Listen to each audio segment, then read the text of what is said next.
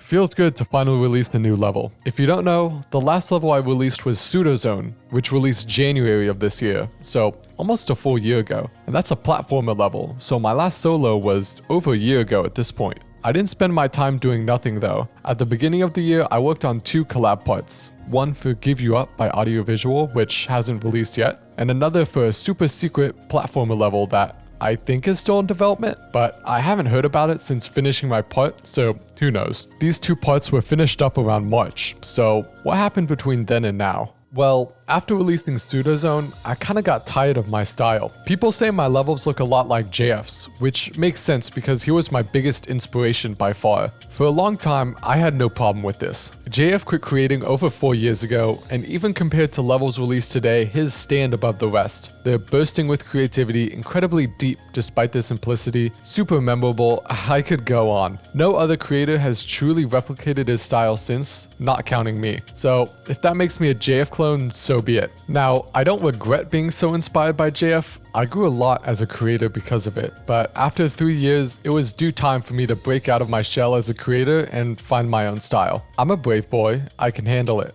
But that's a lot easier said than done. I wasn't sure what style I wanted to pivot to, so I ended up bouncing around between different levels, not making much progress on any. I made quite a few, and I'm still not sure which of them I want to finish up and which of them I don't, so I'll just show off all of them here. And while that was happening, I started my first full-time internship over the summer break. I know it's only an internship, but after a 9 to 5 and a 40-minute commute, the last thing I'd want to do is struggle making levels I'd end up dropping anyway. So at this point, my motivation to make levels was pretty shot. In the meantime, I got into creating geode mods to practice programming and reading visual novels, mostly Danganronpa and Higurashi. Crack. It took some time for me to remember my love for Geometry Dash, but man, I'm so glad to be back. Making levels feels so good, and I hope I never forget this feeling ever again. Anyway, I'm rambling. Let's talk about in the making. With this level, I wanted to challenge my assumptions about what makes a good Geometry Dash level. I often find that creators create these assumptions about levels that work at first when they're inexperienced, but end up holding them back. There's so much that goes into a good level, it's easy to overlook such basic assumptions. Since I was so inspired by JF, I lifted much of his design philosophy without much thought, and though they've served me well, I think it's about time I tried challenging these assumptions. One of my biggest principles was that small details are a waste of time. I came to this conclusion because when I was first starting out, I used to over-decorate the hell out of my levels and end up burning myself out. My thought process was that you'd have to add several small details to equal one big detail, so it was much more important to focus on the broad strokes than worrying about small little details that could go unnoticed. But looking at levels from creators like Cometface and Presta, I realized that much of their charm comes from the small little details. So in the first part, I tried using these small dots and curves to make intricate little details, and as it turns out, these details weren't a waste of time at all. They give such a unique look to the level, and it allows me to have more detail while still keeping things fairly minimal. Another assumption I had was that small parts had to be between 10 to 15 seconds, because if they were longer,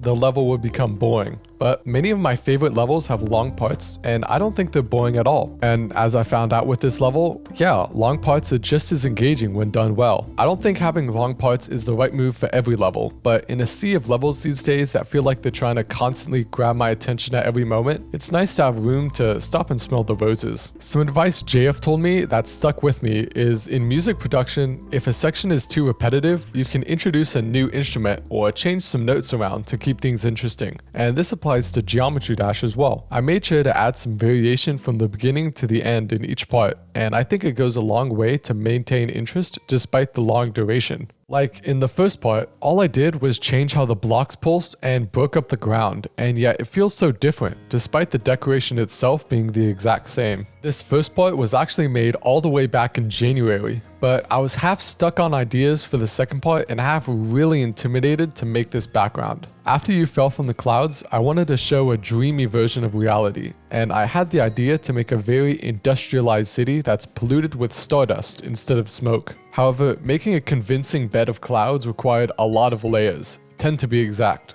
so this ended up being my most complicated background by a long shot. This background ended up being so complex that I had to make an LDM for it, something I really hate doing since it inevitably gives some players a worse experience. But despite my best efforts to optimize it, there's just no way to optimize this background further without making it look really ugly, so I had to make an LDM. I uncovered my ancient Galaxy S7 and optimized it until it ran perfectly smooth. I tried making the LDM still look decent, so the far back clouds are simply replaced with lower quality versions. I'm sure some devices will still lag, but that's a sacrifice I'm willing to make. In this section, I made sure the gameplay had lots of ups and downs, so the camera moves a lot on the y-axis and takes advantage of vertical parallax. It adds a lot of immersion and depth that just wasn't possible in 2.1 because before 2.2 there was no way to lock objects to the camera's Y position. I think the use of height makes this section feel very free and open in contrast to the other two, which are more closed in. While I'm on the topic of gameplay, these first two parts have quite a few fake orbs and pads. A gameplay decision I'm sure will be pretty controversial, since nowadays fakes are relegated almost exclusively for demon levels. It's common for levels these days to feature dash orbs that look like they lead into spikes but randomly curve away, and invisible walls to punish skipping orbs, so players are very used to tapping every orb they see without much thought. This isn't a knock on players, it's just a consequence of poorly made modern gameplay. This means when placing fakes, I had to be extra sure it's obvious which path is correct. Since this is a non-demon, I made sure the fakes are pretty simple, a similar difficulty to the fakes found in early RobTop levels. Normally, I wouldn't recommend using fakes in non-demons because they can easily go wrong, but I liked how they tied in with the level narratively, as hitting a fake orb always results in you falling up into the clouds. Aside from the background, I'm very happy with these dead tree assets. The last time I made trees was in Overpass, and though I tried to convince myself otherwise at the time, they're basically just clones of JF trees. Sorry about that. So I'm happy to have my own original tree assets for once. I found that organic assets like these go a long way in breathing life into otherwise boring levels. They can take some time to create, but once you're done, you now have a cool new asset you can use in the rest of your levels. Isn't that fun? It'd be a real shame if they were to get shattered into a No! Anyways, I'm really happy with this shattering effect. It required quite a bit of work to get it looking right, but I can't think of any other level that does something quite like this. I made a geode mod that lets me randomly distribute groups between a set of objects, and it made this effect so much less tedious. I'm still working on a few more features for it, but I'll try to release it soon. I also quite like this bokeh effect, which helps make this part feel very dreamy and magical. I used an area fade trigger to hide the bokeh effect in the center of the screen, so it doesn't interfere with the gameplay at all. I'll admit, the blocks here are quite uninspired, but I was worried if I made them too complicated, it'd clash with the shattered blocks, which is meant to be the focal point of this part. I'm sure a few of you are wondering how I made this effect on the blocks in the first and third part, so I'll explain it here. It's actually very simple. I just sandwiched some blending objects between two invert gradients. So in this example, the objects above both gradients doesn't get inverted at all.